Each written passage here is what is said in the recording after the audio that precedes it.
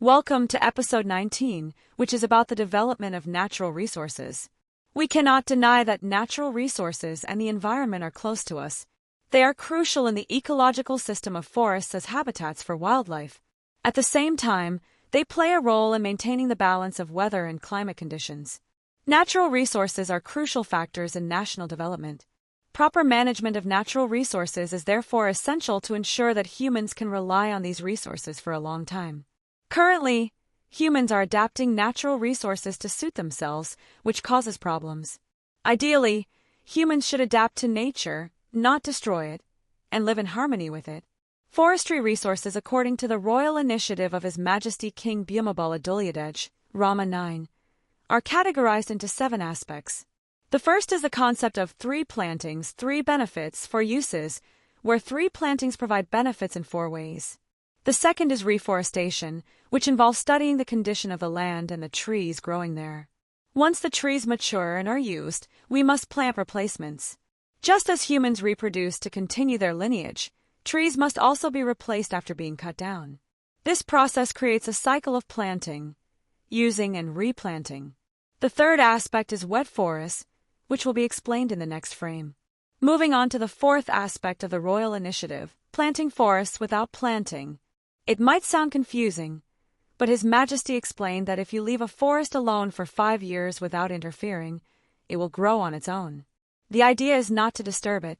The forest will naturally develop and become complete. Planting forests without planting means not to harm the forest. Avoid causing damage like burning it down or clearing it, which destroys saplings and seeds. Instead, leave it alone, and the forest will regenerate by itself. Next, planting forests on high lands. His Majesty instructed officials to educate the community about this aspect of his royal initiative. It involves planting seeds rather than young saplings in high areas, as transporting saplings along with soil can be very challenging. By planting seeds on high ground, the trees will grow, produce fruit and seeds, which will then fall to the ground below, or sometimes to the plains. These seeds will naturally germinate and grow. Next is forest development through simple irrigation or natural streams.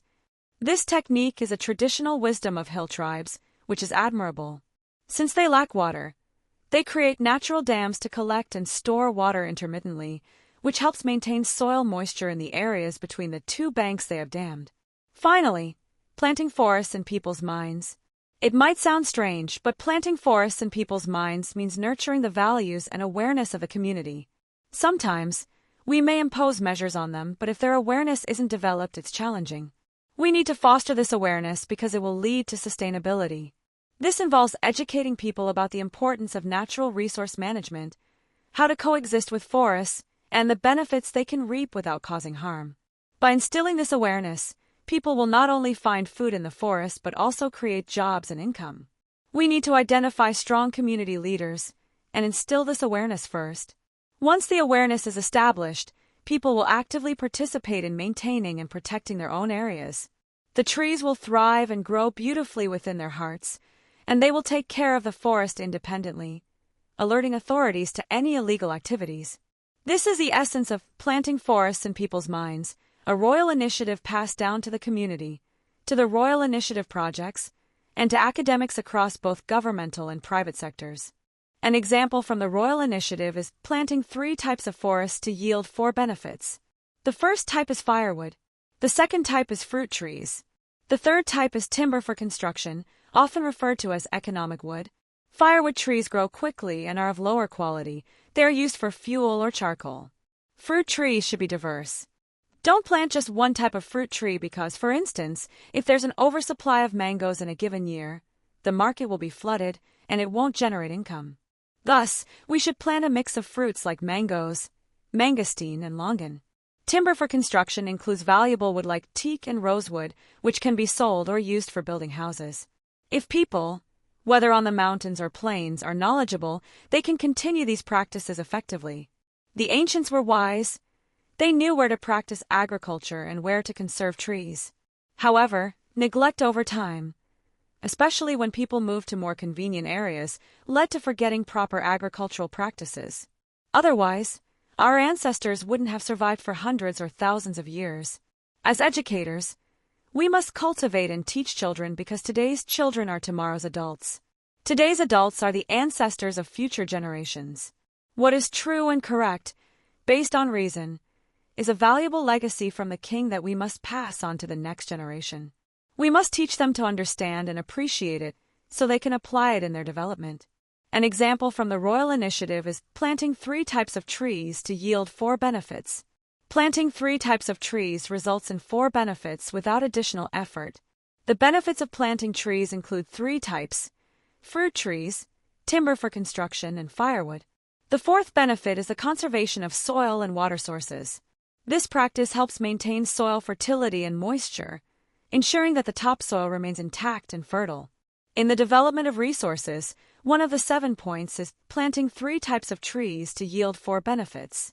This becomes clearer with the first type being usable wood, economic wood, and edible wood. For example, fruit trees like durian and mangosteen. The benefits include usable wood for household needs, which saves money and provides a source of income for the household. Economic wood provides income when sold or used for building one's own house.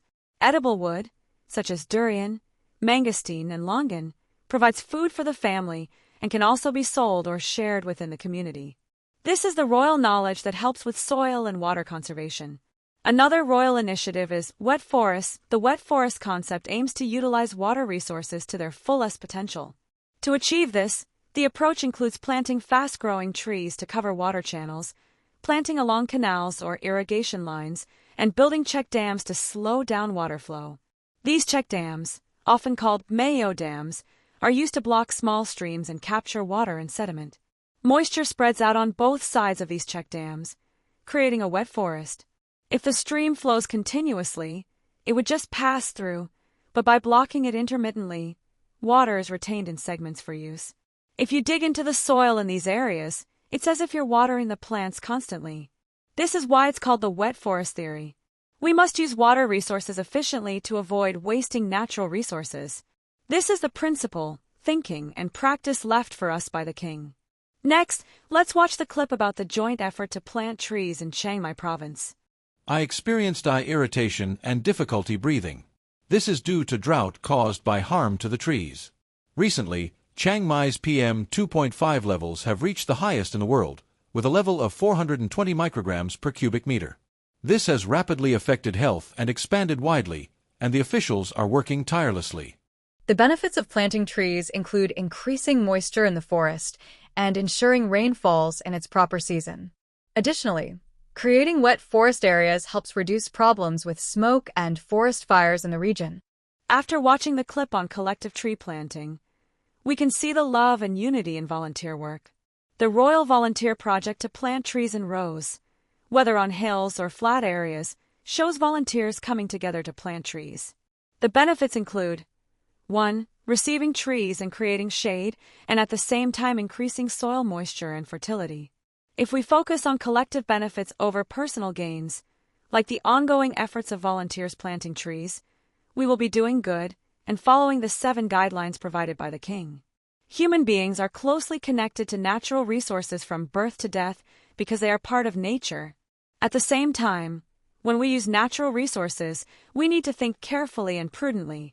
We should use the principles of the king's sufficiency economy philosophy as a guide in both personal and collective work.